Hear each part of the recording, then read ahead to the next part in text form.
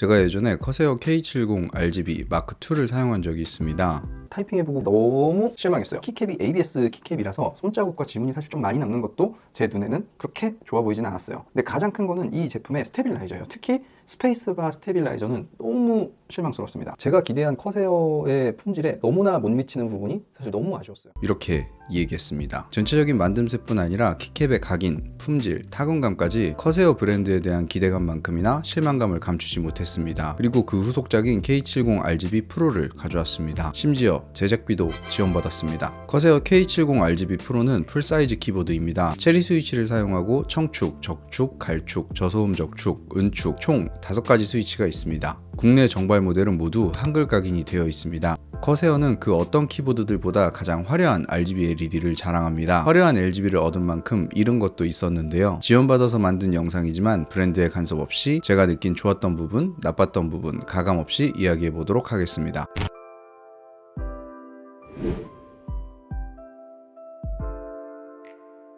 전체적인 모습은 큰 변화보다는 조금 더 단정하게 정리한 모습입니다. 제품의 상판은 헤어라인이 들어간 알루미늄이고 하판은 플라스틱으로 하우징의 두께가 상당히 얇습니다. 커세어 키보드의 RGB 광량이 유독 밝은데 그 이유 중에 하나가 스위치가 노출되어 있는 빅키 타입 키보드이기 때문입니다. 그래서 키보드 하우징을 가능한 한 얇게 만드는 것이죠. 거기에 투명한 스위치 하우징을 써서 더욱 밝아 보입니다.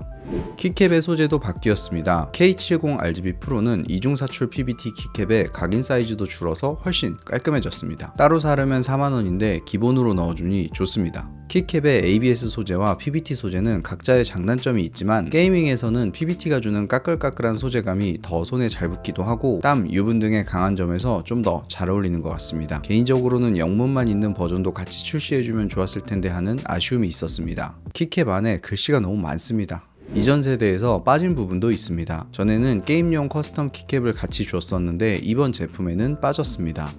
연결 방식도 변경되었습니다. 이전 세대는 케이블 일체형으로 USB-A 케이블 2개가 붙어 있었습니다. 2개의 케이블을 본체에 연결해서 하나는 키보드용, 나머지 하나는 키보드 본체에 있는 USB 포트용으로 마우스와 같은 USB 액세서리를 연결할 수 있는 용도였습니다. K70 RGB 프로에서는 분리형 USB-C 타입 단자로 변경되었고 USB-C to A 케이블이 포함되어 있습니다. 저는 개인적으로 C타입 분리형을 더 선호합니다. 키보드를 바꿔서 쓰기에도 편하고 커스텀 케이블에 연결해서 쓰기도 좋기 때문입니다. 케이블은 구색 갖추기로 아무거나 넣어주는 경우도 많은데 기본 케이블의 퀄리티 또한 상당히 좋습니다.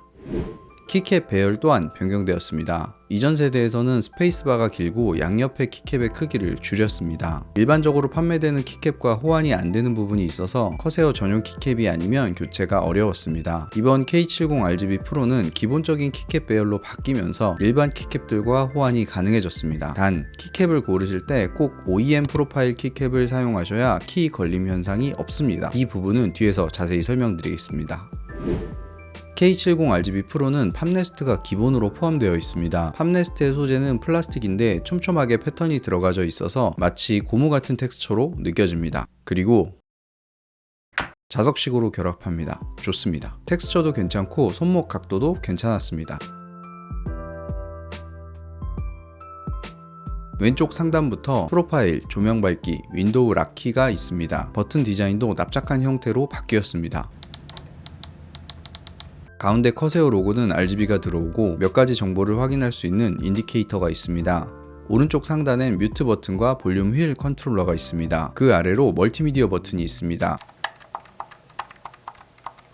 USB-C 포트 옆으로 스위치가 하나 있습니다. 스위치가 있는 것도 모자라 잠금 기능까지 있습니다. 토너먼트 스위치라고 진짜 찐 게이머를 위한 스위치입니다. 스위치를 동작하면 RGB LED는 단일 색상으로 고정되고 저장되어 있던 매크로 값과 윈도우 키는 자동으로 비활성화됩니다. 조금의 실수도 용납되지 않는 찐 게이머를 위한 옵션입니다. 커세어는 게이밍 액세서리들 뿐 아니라 PC용 부품과 완본체 PC까지 생산하는 회사입니다. 이런 커세어 제품들을 통합 관리하는 소프트웨어가 바로 IQ입니다. IQ 소프트웨어를 통해서 RGB LED, 매크로 설정, 프로파일 변경 등을 할 수 있습니다. RGB LED는 효과를 여러 개 겹쳐서 레이어드해서 쓸 수 있습니다. 이게 커스텀하는 재미가 있습니다. 앞서 이 제품의 키캡은 OEM 프로파일의 키캡을 쓰라고 말씀드렸던 것이 이 제품의 스위치가 역방향이기 때문입니다. 정방향으로 끼우라고 만들어 놓은 스위치 스위치를 왜 역방향으로 뒤집어 놨을까요? 키캡에 투과되는 RGB LED 때문입니다. 글씨가 각인된 윗부분에 RGB LED가 비치는 게 보이시죠? 이걸 빼보면 PCB LED가 배치되어 있습니다. 스위치의 구조를 보면 아랫부분에 구멍이 나 있고 윗부분은 막혀 있습니다. 막혀 있는 부분은 당연히 빛의 투과를 막겠죠. 키캡에서 RGB LED가 나오게 하기 위해서 스위치를 뒤집은 것입니다. 그래서 역방향 스위치가 나오게 된 것이죠. 정방향으로 끼워진 스위치의 키캡은 형상에 맞게 끼워집니다. 하지만 역방향 스위치에는 키캡 매칭이 잘 안되죠. 키캡과 스위치 사이에서 간섭이 생깁니다. 그래서 정방향 스위치는 체리 프로파일이 적당하고 역방향 스위치는 더 높은 OEM 프로파일이 간섭 없이 맞습니다. 키캡 놀이를 위해서는 키보드의 스위치가 어떤 방향인지 꼭 확인하세요. K70RGB 프로에는 엑손 하이퍼 프로세싱 기술이 적용되었습니다. 게이밍에 특화된 키보드 입력 시간을 줄이기 위한 기술입니다. 결론만 얘기하면 저는 실사용에서 이 차이를 거의 느끼지 못했습니다. 그럼 이게 의미 없는 기술이냐? 저는 또 그렇게 생각하진 않습니다. 여기서부터는 설명이 많아집니다. 가뜩이나 재미없는 유튜브이 더 재미가 키보드의 MCU는 초당 몇 번씩 키 입력의 변화를 스캔합니다. 그리고 그 결과값을 USB를 통해서 초당 몇 번씩 PC에 전달하죠. 키 입력의 변화를 스캔하는 것을 키 스캐닝이라고 하고 USB를 통해서 키보드에 신호를 보내는 빈도를 폴링 레이트라고 합니다. 폴링 레이트는 1초에 125번 보낼 수도 있고 1000번을 보낼 수도 있습니다. 통상 게이밍 키보드들은 1000Hz의 폴링 레이트를 많이 사용합니다. 1000Hz면 초당 1000번을 전송한다는 의미입니다. 커세어의 엑손 하이퍼 폴링은 최대 8000Hz의 폴링 레이트를 지원합니다. 초당 8000번을 전달할 수 있습니다. 그래서 하이퍼 폴링이라고 부르는 것이고 입력 지연 속도를 줄이는 역할을 하는 것이죠. IQ 소프트웨어를 통해서 키보드의 폴링 레이트를 세부적으로 설정할 수 있습니다. 하지만 이걸 체감하긴 힘든 게 제 손가락이 광속도 아니고 8000Hz나 1000Hz나 큰 차이를 느끼기 어려운 것이죠. 프로급의 실력을 갖춘 리듬 게임을 하는 분이면 모를까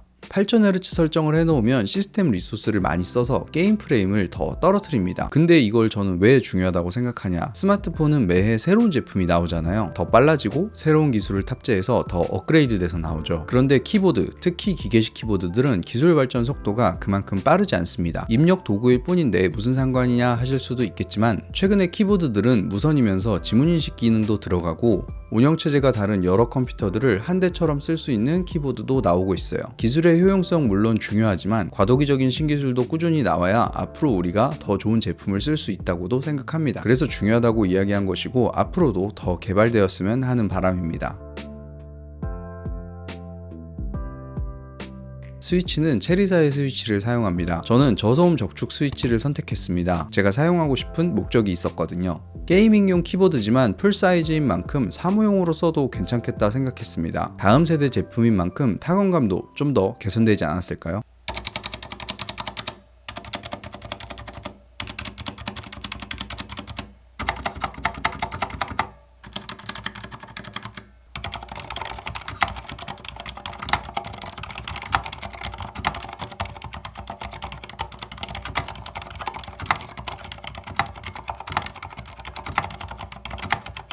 애석하게도 타이핑하는 느낌은 여전히 아쉬웠습니다. 하우징 자체도 얇다 보니 통울림이 있고 스테빌라이저는 여전히 아쉬웠습니다. 저소음 족축 소리는 크진 않지만 펜타그래프 키보드만큼의 정숙성은 아닙니다.